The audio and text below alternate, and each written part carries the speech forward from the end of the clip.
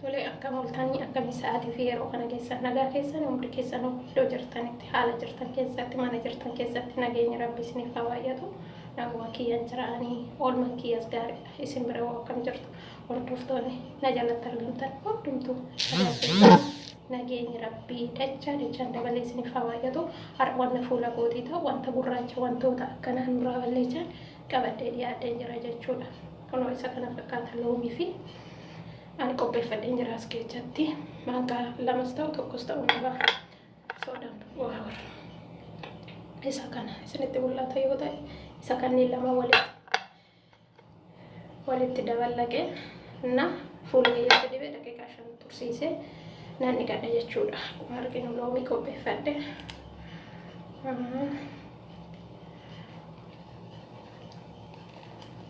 haala kanaan qaama keenya mulutti dibachuu ni dandeenya daqiiqaa 5 ofirra tursiisne innaa jilba keenya jiqilee keenya waan hundumaafuu gaariidha. Nurraa balleessa wantoota gurraacha isa kana fakkaata.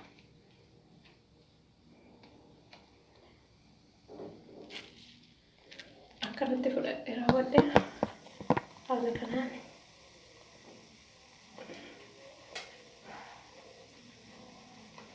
akkanatti ofitti dibuun qaba.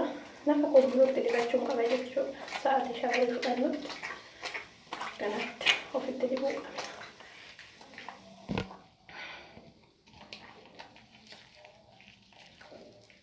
Wanni mana keenyatti argamu ofirraa balleessuun qabna wantoota qaama keenya irratti ba'an.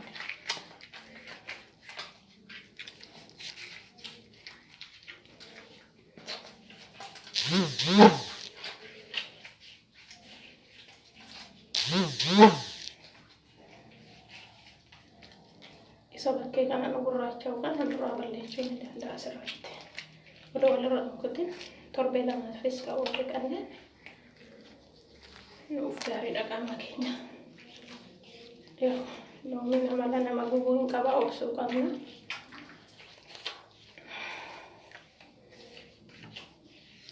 Qaama keenya mulutti dibachuu qabna. Fuula kiyyaaf immoo nuusoman qaba jechuudha. Odoo qaama koo kaan hin tuqiniin akkanatti fuudhee fuula koo mulutti dibachuun qaba.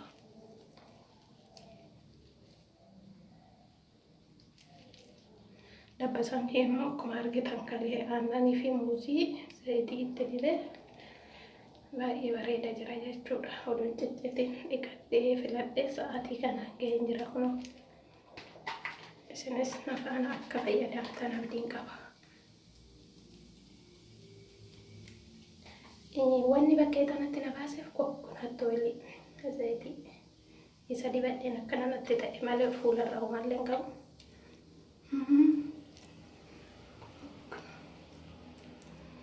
Ilkaan keenya fiifillee gaariidha kun ilkaan keenya na arganne.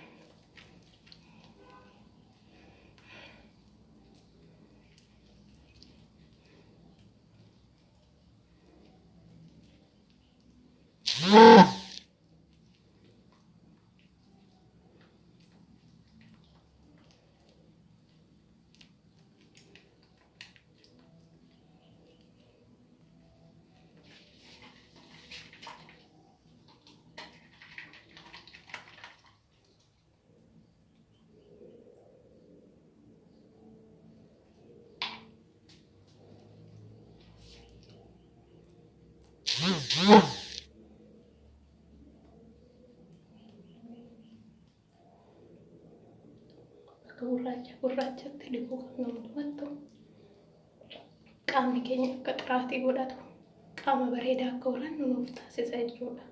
Loomiin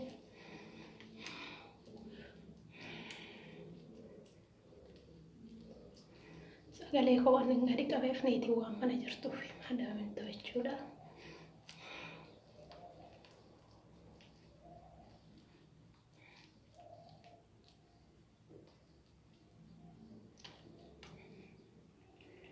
Kana fakkaata kan immoo kanarraa fi qaama kiyya muluutti dibadha jechuudha.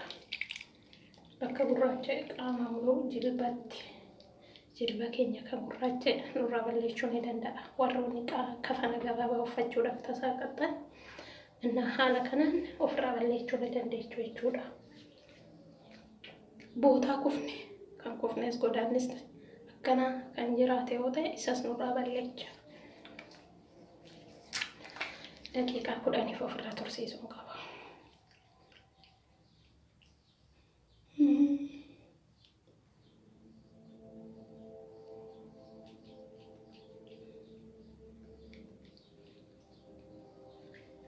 Keessa keenya fi filee baay'ee barbaachisaadha.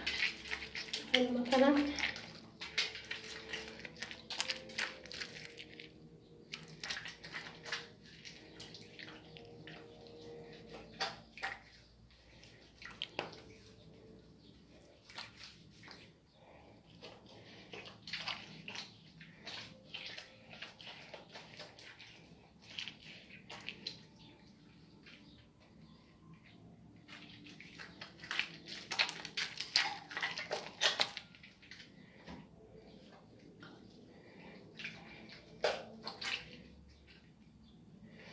turre isa kana fakkaata daqiiqaa 10 ofirra tursiisee dhiqachuun qaba. Maaliif nama gugguba waan ta'eef kanaaf obsinee daqiiqaa 10 mana shaaworii keessa jechuu qabna. Kanaaf waan dhaabbataaniif guddaa galatooma warri maatii nuuf hin taane maatii nuuf taanu jajjabeessaa iddoo jirtan keessatti nageenyi jaalalli Waaqayyoo isiniif haa baay'atu. Ciao nagaan oolmaa gaarii bakka jirtanitti itti fayyadamaa irraa tattaaqamaa jechuudha. Warroonni akkanatti fuula irratti yookaan gurraachi bakka haala kanaan hinna torbee dhufu qeecammoo hin ilaalla akkanarraa baduuf kan hin argitu jechuudha. Kana fakkaata. Nagaan naaf oolaa baay'ee isin jaalladha baay'ee isin kabaja. Baay'ee ciao ciao.